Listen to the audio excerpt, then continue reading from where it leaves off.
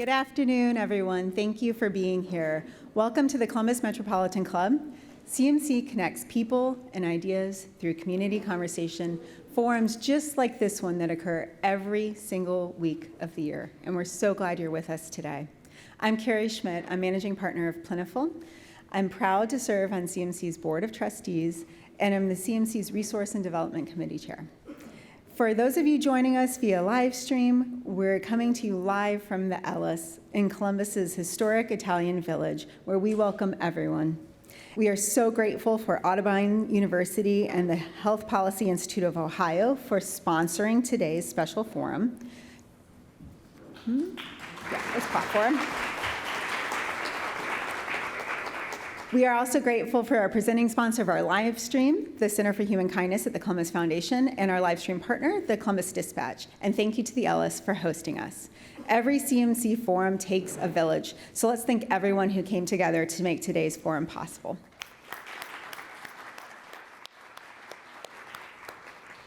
All right, well, here we are, November 6th. There is a lot to talk about, a lot to unpack and think about and think through, and I'm glad we're doing that together in community today. Today we will take stock of a shared experience, a trying time in our nation. We'll reflect on our common goal of preserving democracy and upholding justice. We will recommit to listening to one another in good faith and with open minds. And to help restart our national conversation and to introduce today's speakers, we welcome to the podium Dr. John Comerford, president of Audubon University, tricky. The podium is yours. And I'll raise this up.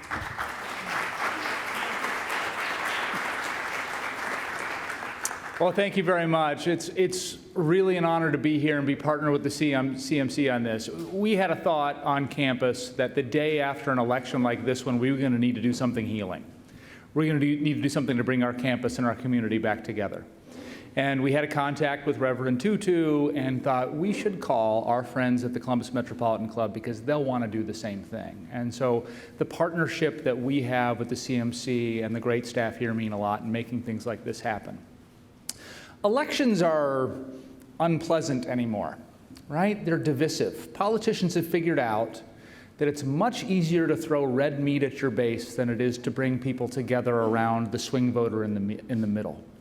And you don't run for anything anymore, you run against the other side. If you vote for the other side, it's the end of the world. If you vote for me, I'll save you. Becomes the pitch. And so at the end of election, I don't know about you, but I feel a little yucky, a little torn apart, a little separated from my fellow American. And it's important to take that moment to come back together. And being a college president, I am constantly aware of our role in society being one of the few left where people from different backgrounds and different ideologies and different religions, that diversity comes together on a campus about learning, about respecting one another, about taking from one another something positive, not tearing apart. And we're one of the few places left in society that still do that on a college campus. Otherwise, we live in our little fiefdoms and we're separated. Well, the CMC does that too, right? This is a place where we come together around ideas and respect and inclusion. And so it made sense to do this here today.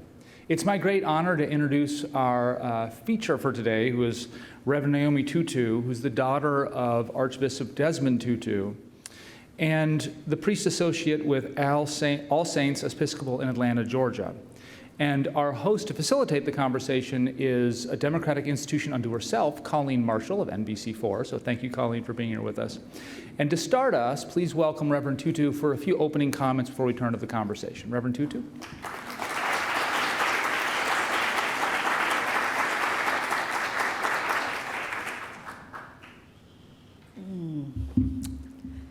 Thank you all for being here. I have a loud voice, so I'm always careful with mics because it seems like I'm screaming at people. I spend a lot of my time screaming at people, so that might be why. But it is truly an honor to be here with you today on a day that I have spent much of the morning consoling and encouraging friends, children, and parishioners. And I have used my own experience in apartheid South Africa as a starting point for them. And I have talked about the many times that I felt that this was it. This was the end. Apartheid was going to devour us all, destroy our country, and leave us with a civil war at the least, or I don't know what the worst would be. And at that time, I would be constantly reminded by people in my community that, no, it's not the end. And one of the things that I remember most vividly is that we have such an amazing assortment of proverbs in our African languages that teach us that, no, this is not the end. And thinking about it was this morning reminding my children of a proverb that I had said when I was growing up I would never use with my children because my parents used it ad infinitum with us, and I swore that my children would never hear this proverb from me. And the proverb is, in my mother tongue, Xhosa, it is umtu ngumtu ngabantu. A person is a person through other people. And my community would tell me to hold on to the truth of that proverb, to hold on to the truth of the basic meaning of the proverb, that we learn how to be human beings by watching those who surround us, that we learn the right way to eat, the right way to speak, the right way to greet, that all of those things we learn from other human beings in our lives. But even more importantly, that the proverb was taught that you cannot do something for or against another human being without, in a real sense, doing something for or against yourself. And that proverb in the context of South Africa seemed so ridiculous to me that I thought, okay, it makes sense in a small community. When we look at small communities, when we look at our families, when we look at our church groups, when we look at our community, the people that we live with, the people that we work with, that yes, maybe that makes sense in those small, localized contexts where we know one another and we already care at some level for one another. But I thought in the big scheme of things, this proverb sounds like pie in the sky. And I came to recognize its truth when my eyes were open to when we say that you do something against yourself when you harm another, that you might not harm yourself in exactly the way that you have harmed the other, but there is an impact on you. And for me, that recognition of how apartheid also oppressed white South Africans, that they could not escape from the fear that their place of privilege placed in them, the fear of what they called the swart gevaar, the black onslaught, that fear was something that they continued to live with even as they continued to oppress us. And so for me, that realization that it is in fact true, that we cannot do something for ourselves. We cannot open a space of sharing, of caring, and healing for others without opening that space for ourselves. And likewise, we cannot teach and preach hate and division without making those parts of our lived experience. And so today, I want to encourage you that as you go about your business following this time, that you pay attention to how you interact with other human beings. Maybe that when you model care, listening, compassion, that gives others the space to do the same, even in this divided country that we are right now. Thank you.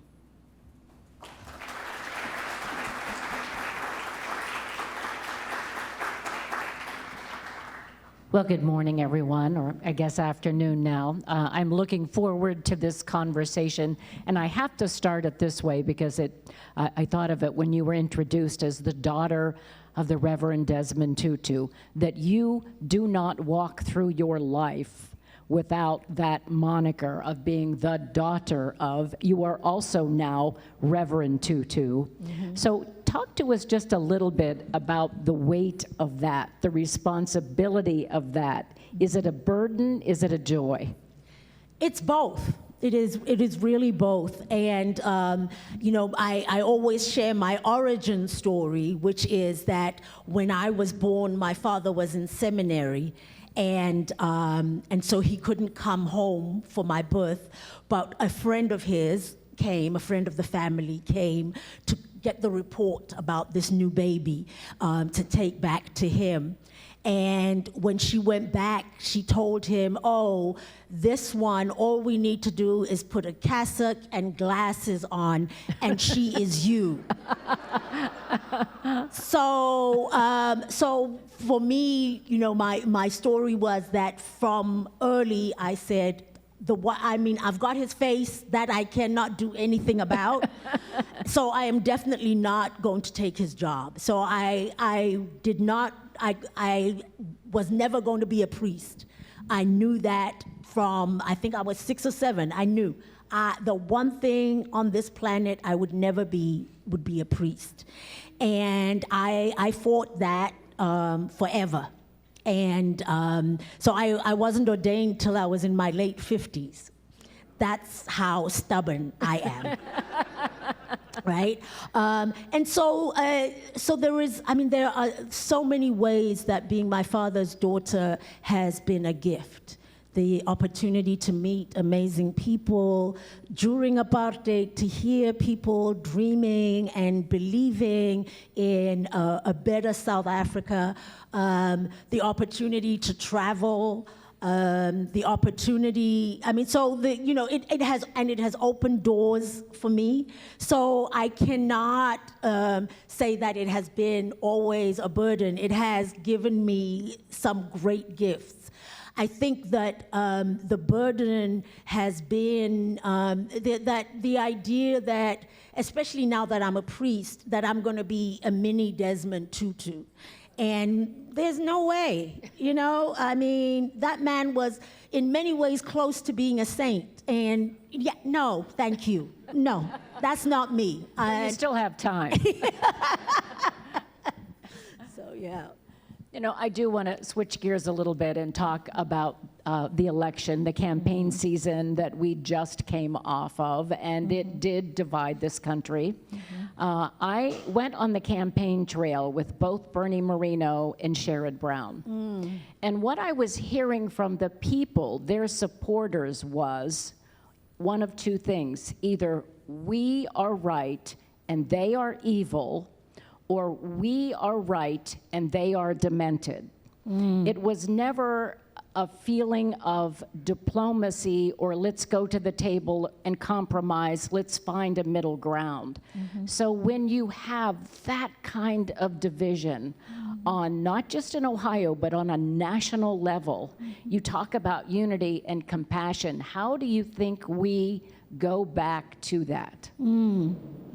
So I'm not sure that I'm even talking about going back, because I don't know that there has been a time in the U.S. where unity and compassion has been the true currency. And so for me, the challenge is also an opportunity for us to really look at ourselves, what we are teaching our young people, look at what parts of our story we accept and which parts of our story we hide from. And I say that because I think that part of the ease of dividing people is when there is a question around what is our story, right? What is the story that has got us this far? And I think that the US has been really good at concentrating on the parts of the story that make us feel good. And so then we are surprised when the parts of the story that are more problematic spring up again and again and again. And that I think is the reality that got us where we are today. And part of the reason I say that is from coming out of South Africa and the impact of having a Truth and Reconciliation Commission in our country following the end of apartheid. Because I think the greatest gift that the Truth and Reconciliation Commission gave South Africans was the truth of the different places and people and actions that had brought us to that point. The good, the bad, and the ugly, and the evil, and the pain-inducing, but that having heard those stories, that then we had to be, as a country, acknowledging that the bad is part of our story as well. And if we want to not repeat the bad, we have to acknowledge it, at least, and therefore be teaching the next generation about what has happened so that moving forward, they at least know what to look for.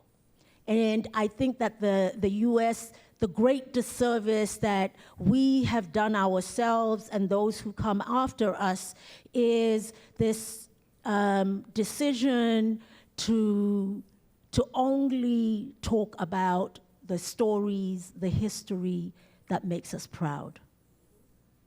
Yeah, and that's true now even in the education system, is what we're hearing from some teachers who are pressured to not maybe, take the lens back and look at what really happened. And I've also heard from women, including a few here this morning, who see this as a rejection of women in leadership, and that they're taking that very personally.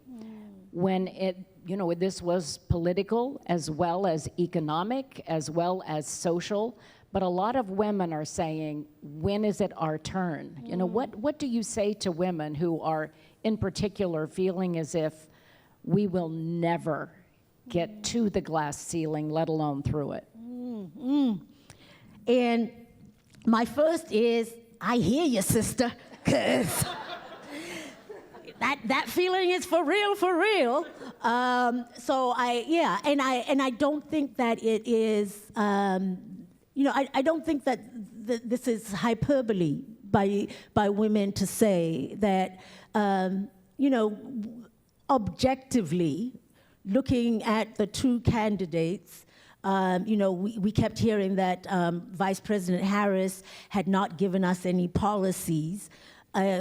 And I always ask people, so give me the policies that the now president-elect has given us. And and that lack did not seem to bother people as much as the lack that they saw from Vice President Harris. And so I think that there is a continued reality that as women, we need to work twice as hard and be 50 times as bright and 100 times as assertive in order to reach even close to the same level.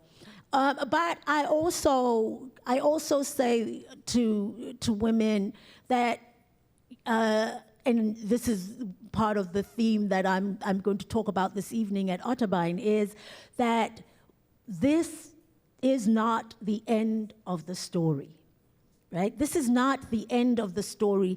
This is probably not even the middle of the story. That, you know, we have struggled as women from once they started blaming us for eating the apple, really.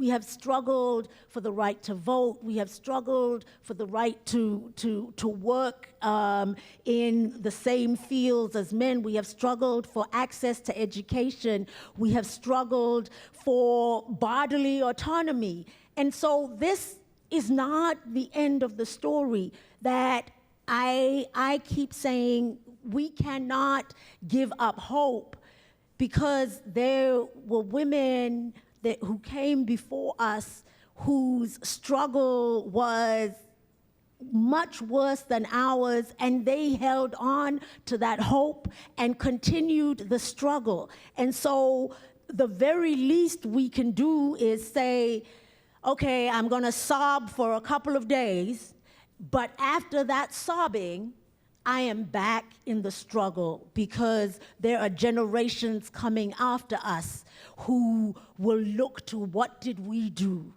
to move the pendulum a little bit, or the arrow, or whatever, the marker, a little bit forward. And that is all that I feel that I can do, is to be committed that those who fought for my rights and never saw those rights themselves, they deserve for me to fight for the rights for those coming after me. And if I don't see that first woman president, I know somebody down the line is going to. That's very profound. You know, it's interesting to hear you talk about growing up in apartheid, and now, you know, kind of helping us analyze and move forward through our political struggles in this country. But how do you think the world looks at the American electoral process? And how do you think, you know, we're talking about moving forward. How is the new administration going to be viewed on the world stage? So I was talking to, as I said, I was talking to family, friends, parishioners, and I was talking to people that I went to high school with who are all over the world. And they, I mean, without fail, the thing that was, please explain this to us, like we are 5 years old.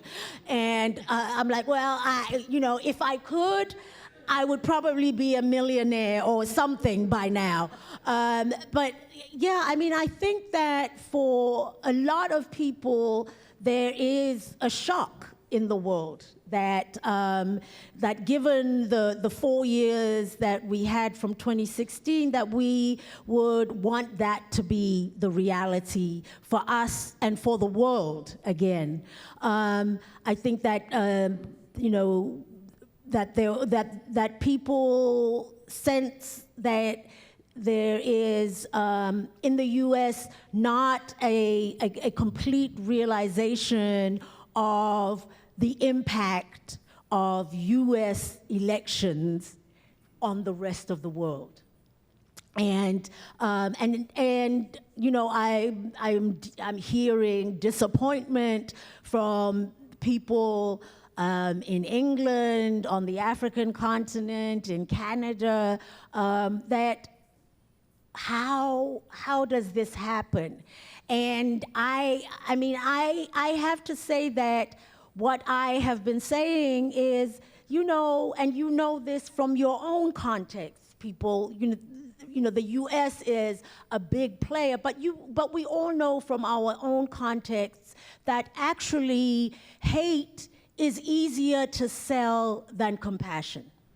And that is our human frailty, that if you can point me at somebody that I can blame for what is going on in my life, that is easier for me to take than for you to say, this is impacting us all, and if we are going to get out of it, we need to change not only our own perceptions and conversations, but we are going to have to change how and who we invite to be fully at the table.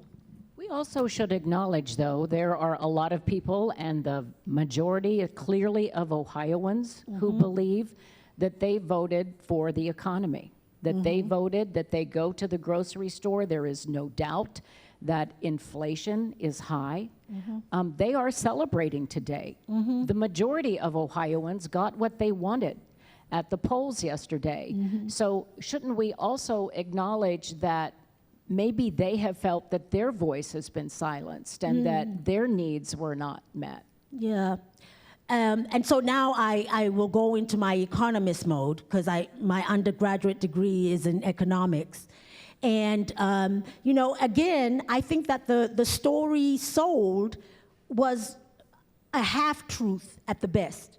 So yes, there is inflation in the US, but it's a worldwide, global inflation, right? And if we're going to talk to people about inflation and what do we need to do to bring it down, we have to be honest with people that this inflation that we are experiencing in the US is not something that is due to whatever administration is in place.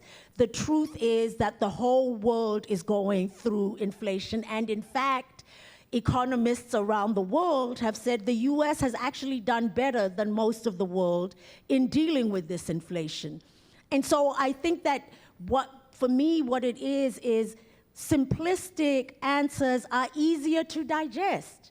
So if I say to you, vote for me and I'll end inflation, then I don't have to think about, but what caused inflation? How are you going to end it? What is the particular magic that you have that will end it for me? Because people are, as you say, rightly concerned about the impact of the economy on their own lives. And it's a both and we have political leaders who, on both sides, have been unwilling to unpack the honesty of the reality of how we have got to where we are and how this is a global phenomenon and is going to need a global response for it to improve for us here and people around the world. So what do you say to people who are feeling, from both sides, who are feeling divided, who are saying, if they prevailed last night, who are saying, well, we got what we wanted because we suppressed the evil that was coming from the other side, or who are saying, I can't believe I'm back in this administration again.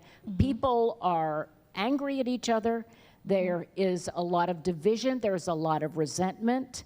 There's some finger pointing from both sides. You're to blame for the problems, and now we have to clean it up. I mean, how do we take that step toward normalizing relations with our neighbors now that we realize how different people view the world and view who's responsible for the problems that we have? Whew. Figure that out. I mean, if I figure that out, I want you all to nominate me for a Nobel Peace Prize. I mean, for real. And I think that what I would say is, going back to what I said in my introduction, is, and it was something that my community, the community I came out of in South Africa, my parents, our church community, all were very clear about the dangers of dehumanization, right? And that how easy it is, in fact, to dehumanize one another. And the people who I hold as role models, as heroes for me, are people who clearly have refused to dehumanize even those who dehumanize them. And so I count myself so fortunate in having been able to spend time with people like His Holiness the Dalai Lama, who has every reason to hate China and what it has done to his people, and yet refuses to do that. That he refuses to allow that that dehumanization that he is experiencing to be what he gives back, right? And I think that that if you look at those who have had the greatest impact on healing countries and divisions, it has been those who have refused to play the game of dehumanization. We can talk about Martin Luther King Jr. in this country. We can talk about Nelson Mandela in South Africa. We can talk about Mairead Maguire and Betty Williams in Northern Ireland. That all of those people, the one thing that they have in common is that they have refused to question the humanity of those who oppose them. And so for me, the work is, are we willing to do the work of refusing to dehumanize any human being, even those who dehumanize us? And that takes courage, it takes faith, it takes a true sense of hope, not optimism, hope, and a fundamental joy in who you are and where you are, even when where you are seems horrific. You know, one of my favorite quotes, Mother Teresa, near the end of her life, a young reporter was talking to her and said, you know, you've worked in Calcutta, you've worked to fight poverty and suffering, and you haven't ended poverty, you haven't ended suffering, you haven't changed the world. And Mother Teresa said, I don't do these things to change the world, I do these things so the world won't change me. Exactly. So how much of this is personal responsibility, personal perspective, and taking on those, you know, maybe in just our own neighborhood, taking on a view that it will get better? Yeah, I think Mother Teresa was absolutely correct and profound in that statement that that truly the divisiveness and enmity wins when we take it on ourselves and live our lives as though those who oppose us for whatever reason are less human than we are.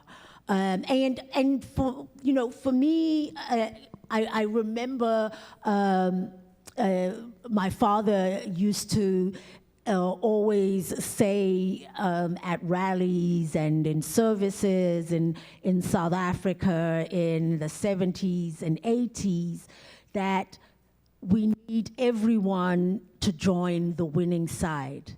and that without doubt, the winning side is going to be the side that is for justice and liberation for all people. And that it might seem hard to see that truth when you are bang slap in the middle of, in the case of apartheid, an oppressive system, or in our case here after the election in a time of great division. But that is the truth about the moral arc of the universe, right?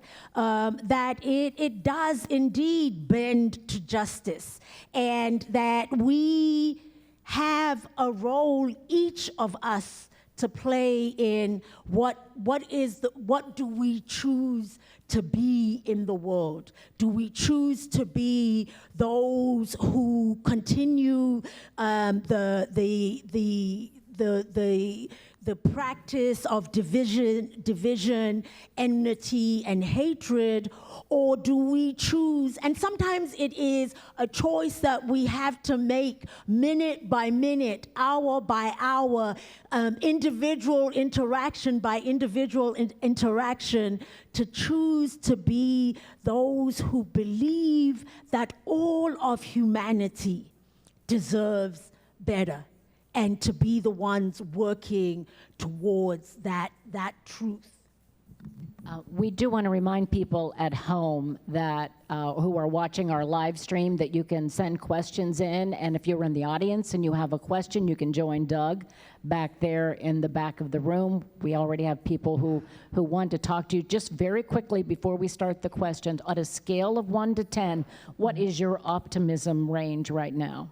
So I am not an optimist. I mean, I am definitely not an optimist, but I am somebody who lives with hope and faith. And so on that scale of 1 to 10, I stay at 10. Because, as I said, you know, I come from a community of people, ancestors, who struggled for my liberation when they would never see it. And so I cannot be anything but 100% hopeful and full of faith that this is not the end of the story. So that's great. And Doug, you have a question for us?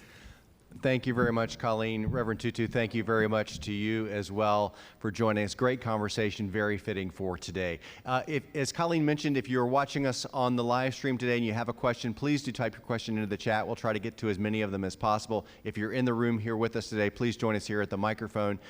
Great questions at CMC always have those two things in common, don't they? They take less than 30 seconds to ask. And what punctuation mark does a question end in? It ends in a question mark. Thank you very much. Thank you. I'm going to launch us off with a question from the live stream audience from Carol Looper. Carol asks, how do you think Donald Trump won despite his fomenting hate? And I'll add something to that. Can you also speak to the role of fear in driving oppression? Right. And so, I mean, I think I said earlier that in a real sense in our world, historically, that it has been easier to sell hate.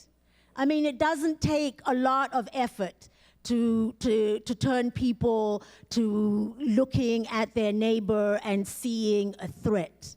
The real courage and hope is from those of us who recognize that hate might be a quick fix, but it is never the real fix. And so I do think that for many people, it is easier to look for somebody to blame for the difficulties we find ourselves in than to say, what is this talking about structurally? And what is my responsibility in changing this? What can I do to change this? That when somebody says, I can fix your problem tomorrow by getting rid of those people who have caused it, that seems like such an easy fix, doesn't it? And so, yes, I'm not surprised that many people chose what seemed a quick fix. But I also believe that fear is not just an outcome of oppression, but can cause people to be okay with the oppression of others. If we can make people afraid of one another and see that some others as less human than they are, then it is easy to scapegoat whatever that group is and put the blame for our problems on them, and therefore be willing to be part of those who oppress others. Okay. Good afternoon. Reverend Tutu, thank you so much for your ministry. And it is exactly as presented healing to hear you speak. And you spoke earlier in the beginning about fear and how that was a big part of apartheid. And Ezekiel Mphahlele wrote about that kind of fear where you're a prisoner of your own fear. Right. Is that the kind of fear you were talking about? Yes, that is exactly the kind of fear I'm talking about. It is a fear that stops you from even dreaming, dreaming a better world. That it is a fear that tells you that if we expand the table, I am going to lose. It is a fear that says that person, because of their race, their ethnicity, their gender, their sexual orientation, their religion, their place of origin, is so different from me that I have nothing in common with them. And therefore, if they are treated as less than human, that is only right so that I can experience a freedom that is not a freedom from fear. Yeah. Thank you. And thank you for mentioning Ezekiel Mphahlele, one of my favorite authors. Thank you so much. Nancy Nanny asks on the live stream audience, how do you consider conditions in South Africa today? Whew. I always tell people that South Africa is about the age of my children. And I look at South Africa and look at my children, and it all makes sense. That I look at my children, and there are days that I am just amazed at the awesome human beings that they are. I'm like, oh my gosh, I had something to do with who you are. I am so proud of you. I am just in awe of the human being that you are. And without fail, as soon as I have said that, they will do something that makes me say, what planet does that make sense on? I mean, honestly, person, who are you? And I have that exact experience with my home country, that there are so many wonderful things that South Africa has lived up to in its 30 years of democracy, that increased access to education, to increased access to housing and health care for people in our country, to even our international policy that South Africa has been in the forefront of raising the plight of the people of Palestine to the rest of the world. So that those are things that I say, oh my gosh, that is so awesome. And then I look at the fact that still in many of our rural communities that children don't have access to school books, that still in our rural communities, people don't have access to running water and clean lavatories. That still in so many of our communities, violence against women is endemic. So it is, again, a both and for me in South Africa, that there is so much I am proud of and yet so much that makes me weep. Your father was and is my hero. Oh, thank you. But I know that there is so much more to a family, because your mother, you, your sister, your siblings have all had incredible impact in the world. So veering away from the election for a minute, how would you describe your legacy as a family? Woo! Can we go back to the election? Yeah, so I'm not sure if there is a family legacy. I guess what I would say is maybe the family legacy is the legacy of hope, that was what my parents instilled in us, and that is something that there are times that I have tried to let go of hope, and it sneaks back in the back door of my heart. And so I think that maybe our family legacy is the legacy of believing that our world can and will be better, and that every little thing that any human being does to make this world better, they do for every other human being on the planet, those living now and those yet to be born. So a legacy of hope. I also realize that we are very different people in so many ways. And I think that might also be the legacy of my parents, that they were very clear with us growing up that they did not expect us to be carbon copies of them, or even to be the same as our siblings, that they truly believed in the way that African culture teaches that each person born is born with a particular gift, and that we need to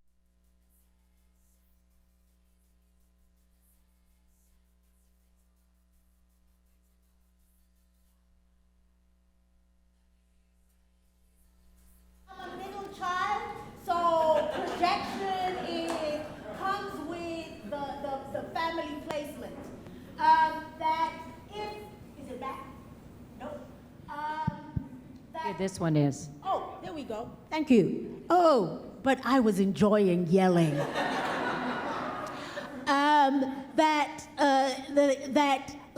I think that, again, part of that legacy is to let everybody know that you don't have to be like anybody else. All you have to be is the best you. And that is what the world needs, the best you. Thank you so much, and I'm glad you didn't let that microphone stop you for a second, Reverend Tutu. We have just a few minutes left. We'll try to get to 3 more questions. I'll start with one final one from the live stream audience. Nevin Bansal asks, as business leaders, how should we effectively lead our teams and the community with so much division and differing value systems? Y'all don't ask easy questions, do you? I mean, really? So I think that, again, it is a matter of modeling. That as a community leader, as a business leader, as a faith leader, that our role is to model what it looks like to live in a diverse community, and to be unafraid of different voices. And that doesn't mean that we need to sugarcoat and accept when people are peddling hate. No, that's not what that means. What it does mean is that we have to be willing and able to be challenged, to be questioned, and to not take that as a diminishment of our humanity. And that if we stand in the recognition of our humanity and dignity, that then we can model for those around us how it is okay to have different views and opinions, but it is not okay to dehumanize other people in our differing opinions and perspectives. Bruce Smith, Episcopal Diocese of Southern Ohio, and welcome. Thank you. I met your dad in the 1970s when he was a visiting bishop in the Diocese of Newark. My question is, who do you see as prophetic voices in this country who can speak and will speak the truth to power in the coming years? And I am so amazed at the number of prophetic voices that we have.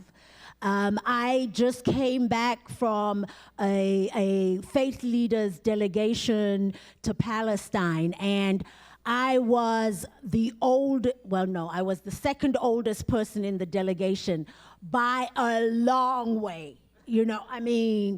I was double the age of most of the people in that delegation.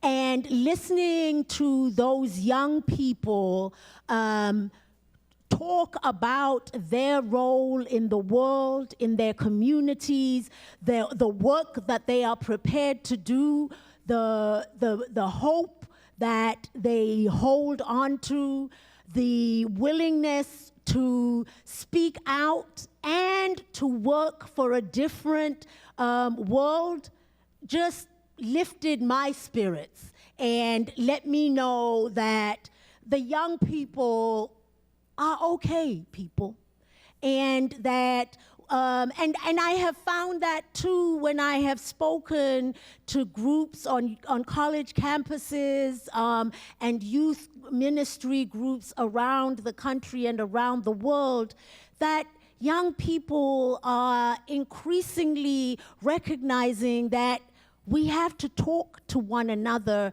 and hold on to dreams that are about a better world for us all and not just for my little clique, and that they are willing to do the work for that to actually happen. So we don't have a dearth, what is that? Is that an English word?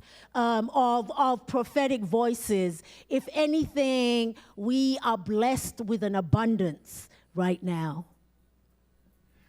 Thank you. We have 2 minutes left for a final question. Okay. My name is Marie Needham. I'm so happy to be here. Thank you, Reverend. I had the privilege to meet your father, the Archbishop at the University of Kansas as a student. It was a privilege. So I'm asking, what would you tell somebody like me coming from Africa? I thought I found a safe haven over here in the US for democracy. Knowing in Africa, you know about Rwanda and Burundi, Eritrea and Ethiopia, and Sudan, the South Africa, Soweto, the burning, the killing. Are we going to, do you have a fear like I do that would the US become like that, where a tyrant is putting people against each other? I feel like it's the same rhetoric that I'm hearing here. And I don't have, again, I think that all of these questions are connected. And so I don't have that fear because I am exposed to people who are working for a better life for all. And so I always, as I said, to me, the key thing is for us to remember that this is not the end of the story. it has never been the end of the story. It has never been, and here I'm going into my faith leader posture, that this has never been God's plan for our world. And for me, the truth is that we as human beings constantly mess up, and we constantly work inch by inch to improve. And so I cannot lie and say that I am not disappointed with this election. There's no way I can lie and say that. But I can also say without a shadow of a doubt that I am not afraid. I think that this is a call to us for a stronger witness, stronger actions, stronger caring, stronger compassion, stronger humanity.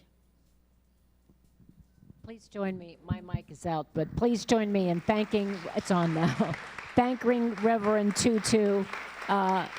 Very good. Thank you so much.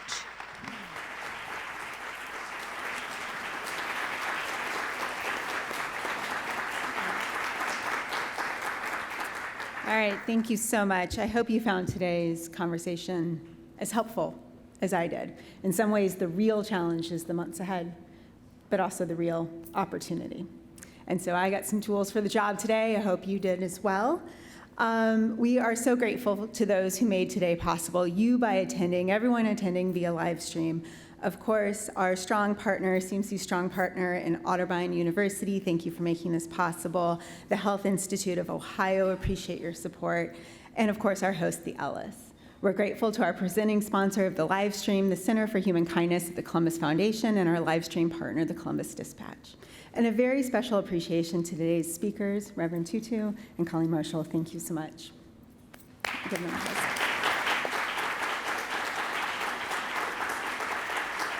All right, we'll keep the conversations going. Please join us again next week. We'll be here again for unpacking the 2024 Columbus Foundation's benchmarking report, which starts right here at the Ellis next week and continues on November 20th, so it's two-week series. We'll take stock of our city by unpacking the results from the Columbus's first all-new benchmarking study since 2019 with a fantastic panel. Thank you again. We could not do this without you. Have a good and safe afternoon.